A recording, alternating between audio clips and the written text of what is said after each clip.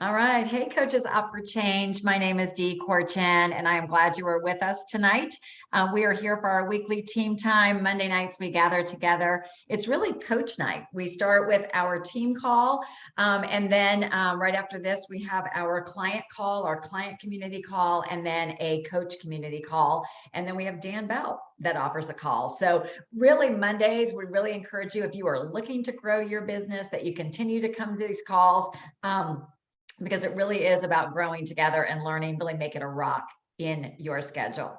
So all the links are in Coaches Up for Change. They're in the announcements, but really excited that tonight at 8 p.m., the topic is Q&A, the top questions on hydration, nutrition, and the science of our program. Our global director, who is my coach, Susan Pallas, is going to be hosting. I'm actually going to be co-hosting that with her. And we have Chris Davis from our team. Chris spoke 2 weeks ago. He has lost over 100 pounds. He is going to be sharing on that call. So it's okay with me if you take a minute to text your clients or whatever to be on there with you.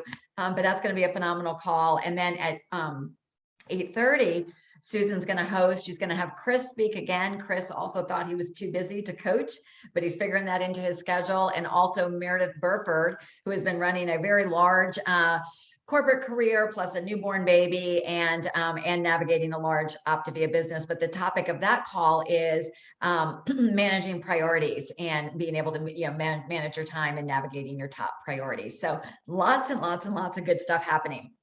Tonight, Frank Davis is co-hosting with me. We are going to be doing a leadership roundtable on some important topics. We got such great feedback when Lisa did that. Lisa Bloom did that for us about 6 weeks ago. So we're going to do it on a different topic tonight. And I'll be facilitating the front half. Frank will facilitate the second half because I do have to hop over and go into the green room for the 8 o'clock call. But a couple of things I just wanted to point out before we move on. I would love to know who is excited about the Essential Start promotion, right? Essential Start. Hopefully you know about it. If you do not, please just search Essential Start in our Coaches Up for Change or talk to your coach. But from September 2nd until October 2nd, Optavia is offering $50 off for new clients or $50 off for clients that order the entire Habits of Health system and a new program that have not ordered in more than a year. So only twice in my 10 years of coaching have they ever done this. And each time they did it, it was before when they did it, it really was a launching point to extreme growth in our business. So if you have helped like one person or more, just drop maybe in the comments how many clients you have helped so far with this promotion.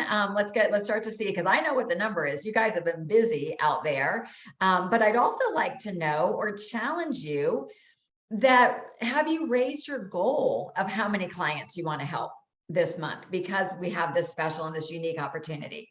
So for example, I've been coaching for 10 years. Every month, I set the goal to help 5 new clients a month.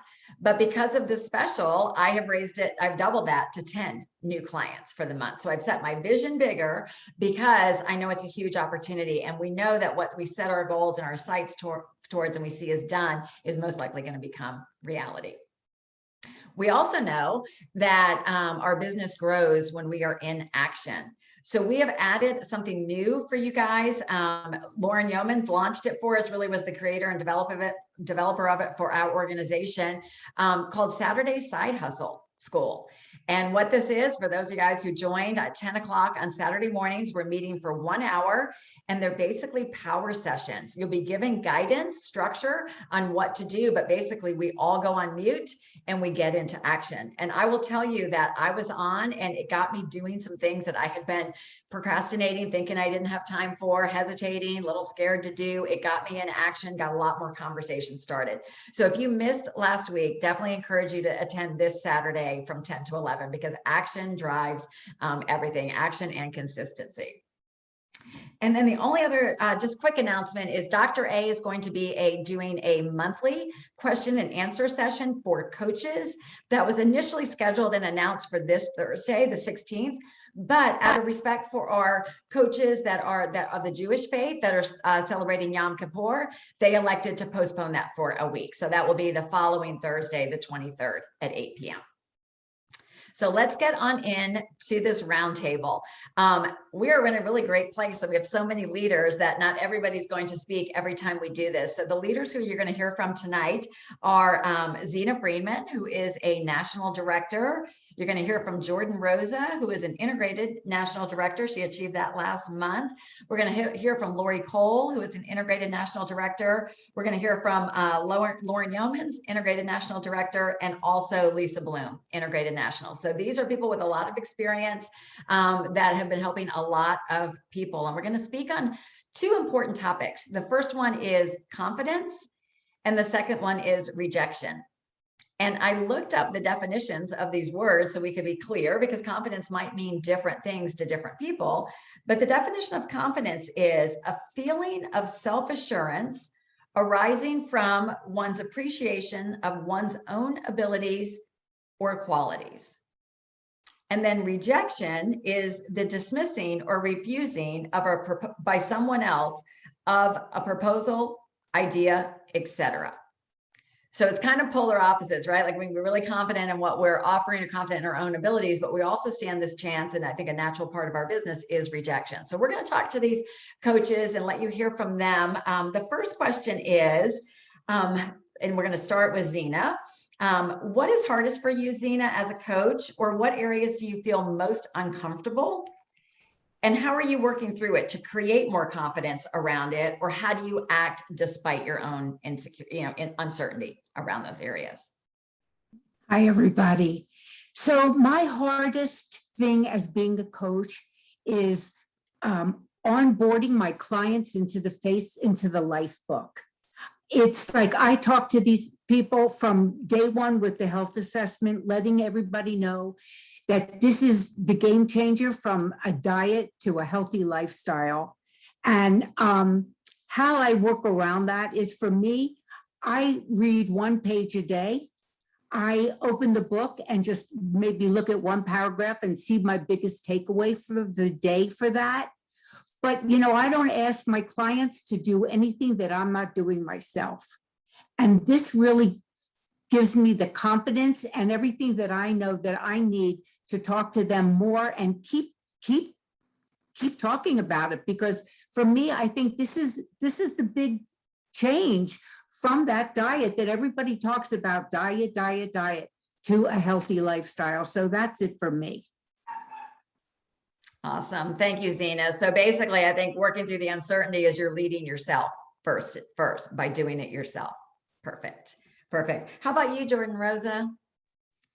Yeah, so I am a 100% introvert. And I remember saying, before I ever knew about Optavia, I could never do a job where you just talk on the phone all the time. And that's what we do. And we talk on Zoom, and we talk to people in the elevator and at ball practice and in the grocery store and all these different places. And so I would say I've had to learn to get comfortable with being uncomfortable. And even stuff like this, right? Like being asked to share tonight, my hands are sweating, I'm fidgeting. You don't see it because I'm below the camera. But another thing that I've learned is you say yes and figure out the details either as you go or later. But the more you do it, the easier it gets. And yeah, that's all I can do is keep trying and keep at it. That's awesome. Yeah, I love, somebody just quoted your quote. Yeah, get comfortable being uncomfortable. It really is. It's doing it anyway. So I love how you approach that. Lori Cole. Hey, wow. So what's hardest for me, I actually have a couple of things. One of the hardest things, I'm super competitive, is not comparing myself to anybody else's journey. And just, the way that I've overcome that is, number one, I talk to Dee frequently, and she just reminds me that, the saying, there's a lid for every pot. There are people for me that are for me.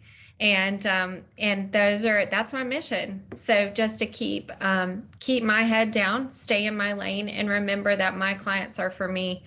The other thing that I think is one of the hardest things for me is supporting coaches and clients who I don't feel like let me in. They keep me at arm's length. And, today I had a mentor call with some fellow coaches, and the way that we get around that is we practice verbiage.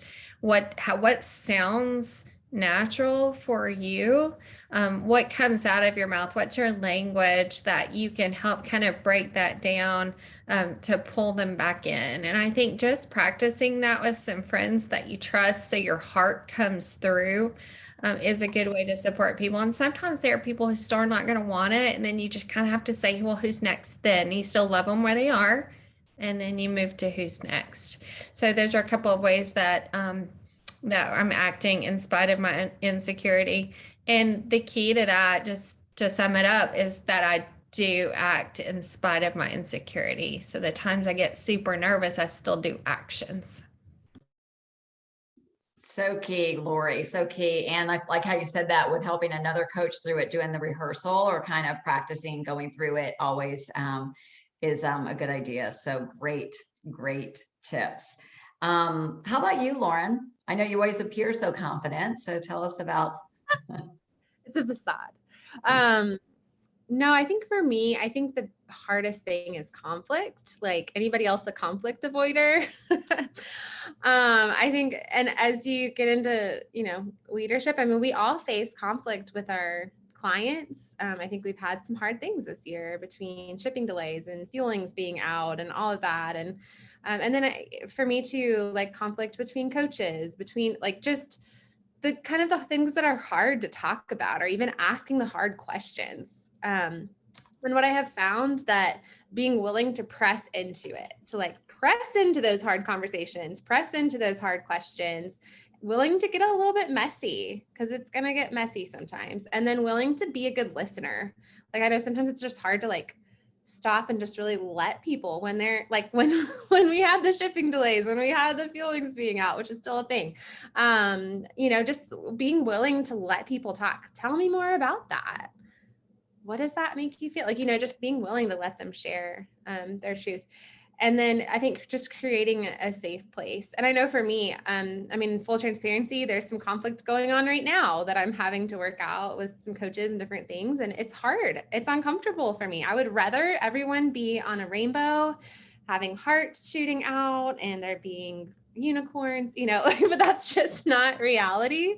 So I think just being willing to press into the uncomfortable, being willing to create a safe place and ask for wisdom and mentorship, and being willing to communicate the things that maybe hurt me when a mentor says something that rubs me the wrong way, like just being willing to act in the moment instead of like holding those things in. So That's so good, Lauren. I think most of us, I think I've read that like avoiding conflict is a very strong thing. You know what I mean? Most of us do. But one thing I've realized, and that was something I would say I would definitely run from at the beginning. It actually scared me about leadership or having to have a hard conversation with somebody, maybe telling them something that was going to be uncomfortable. But what I also realized was I was usually the thinking about it was harder than the actual doing it.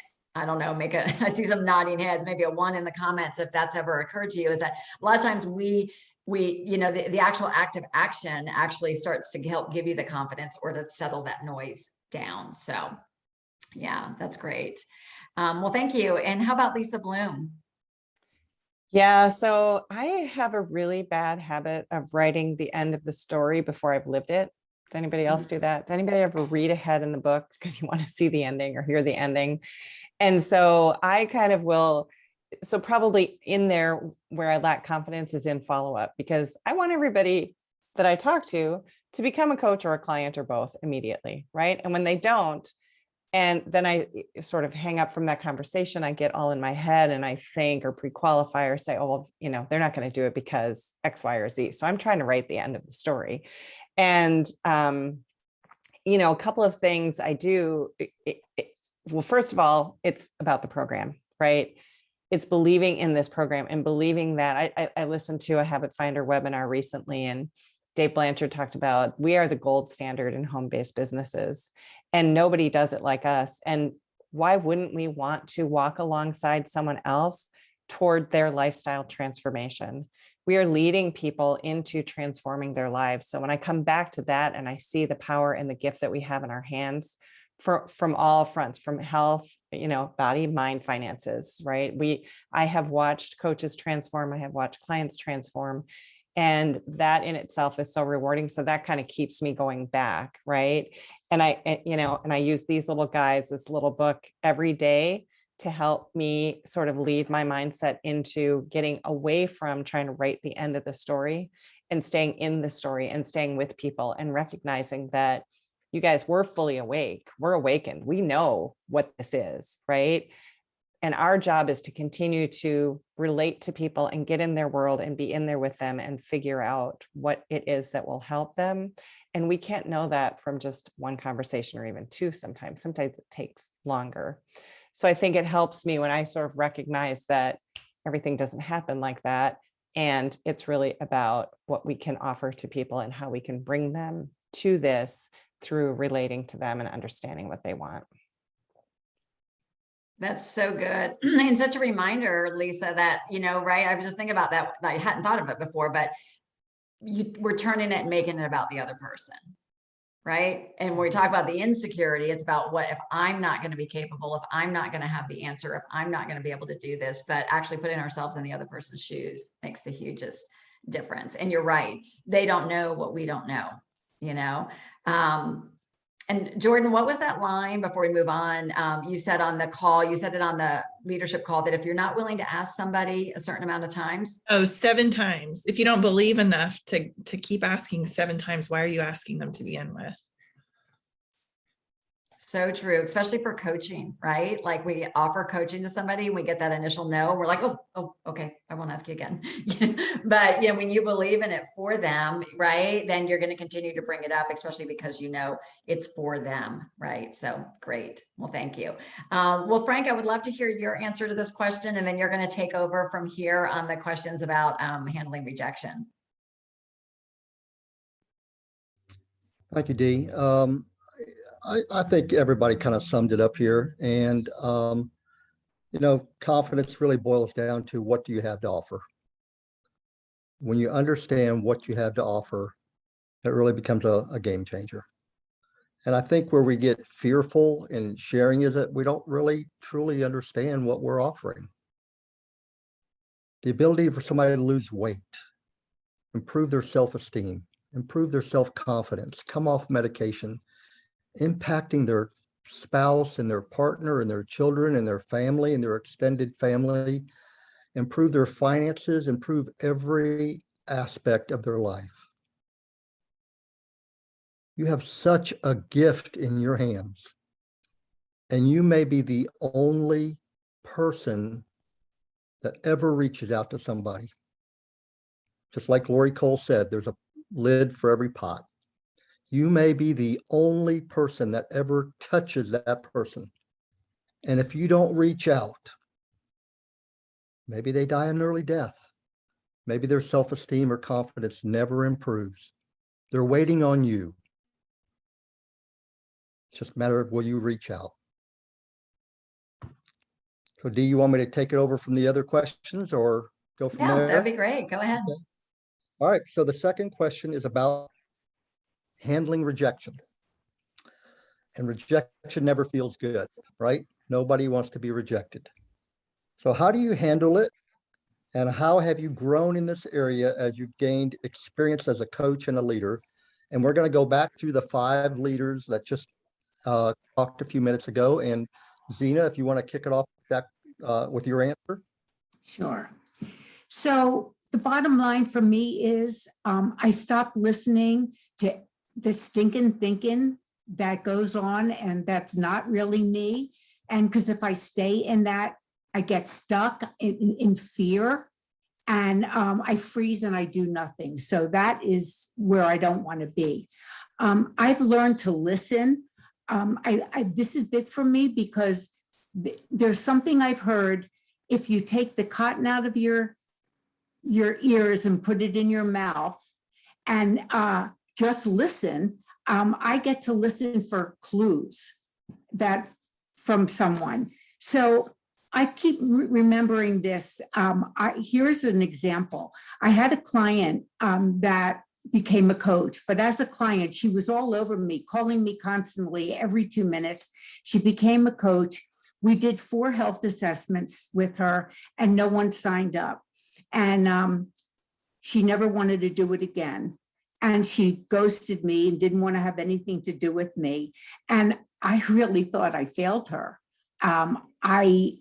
No matter what I know that I did right, I just felt like she was all over me. Later to find out that this is who she is. She drops anything that she starts, she doesn't finish. So you see, I know that that 5th health assessment could have been the one that would have changed her whole life.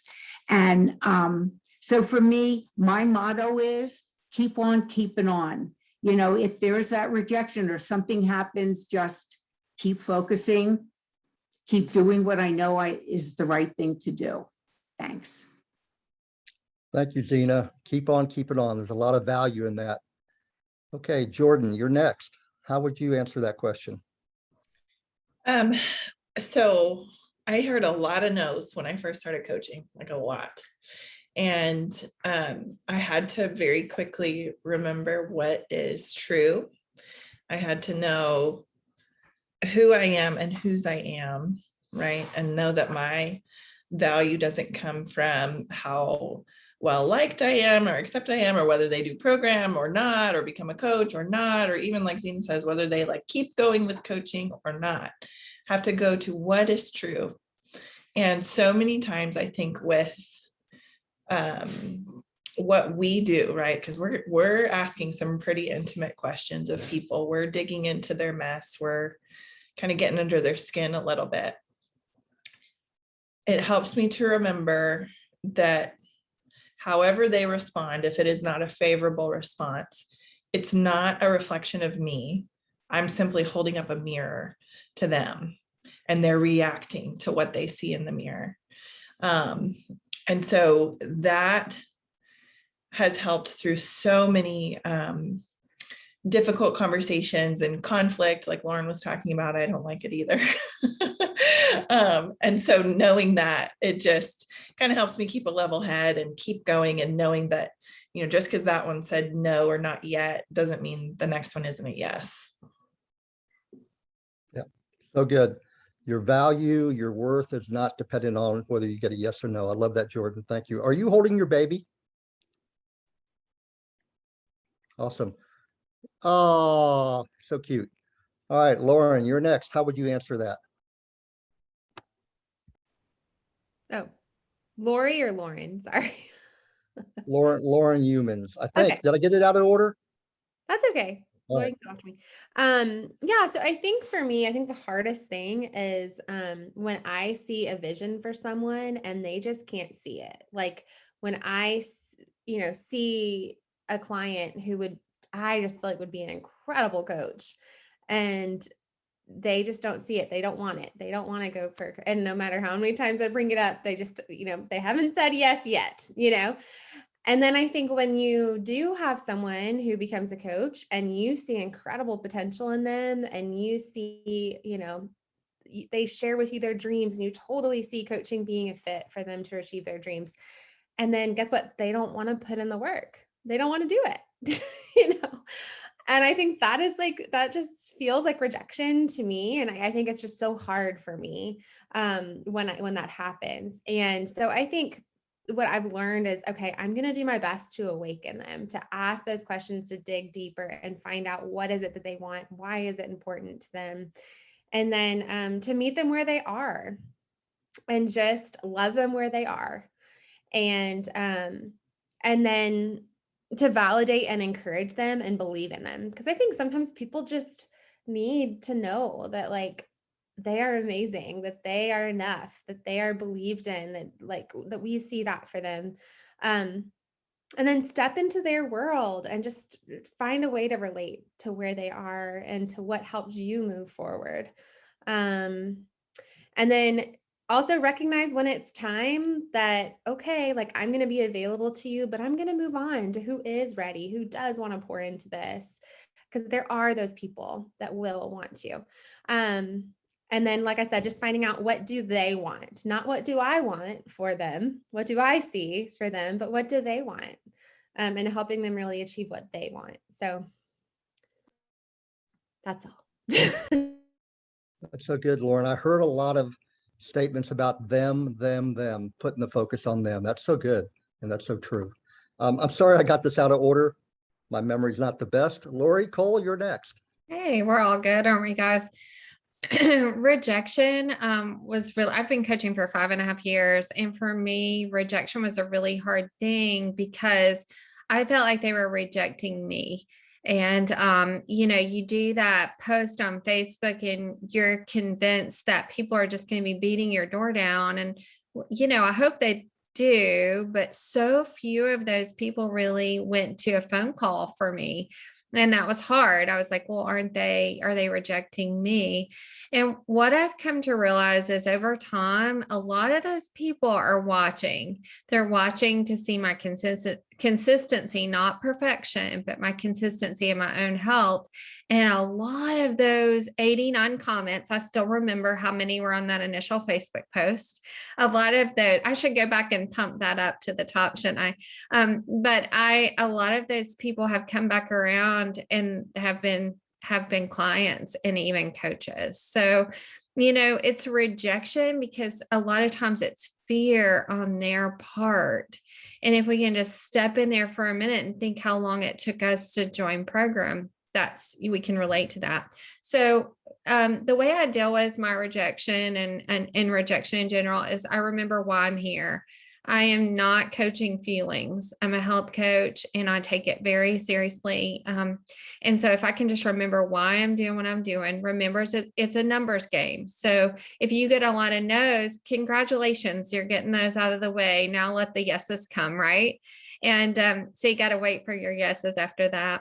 So growing in rejection, I think, is remembering the gift that we have to offer is a gift. It's an invitation, and it's not us. It's just about inviting, not giving up, loving people where they are, inviting some more.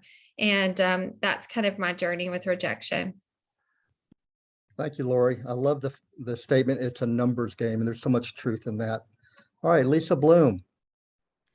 Yeah, I think there's a common theme here, right? That the rejection feels so personal. And for all of us, right, we take it personally and we start to think, what am I doing wrong? What am I doing?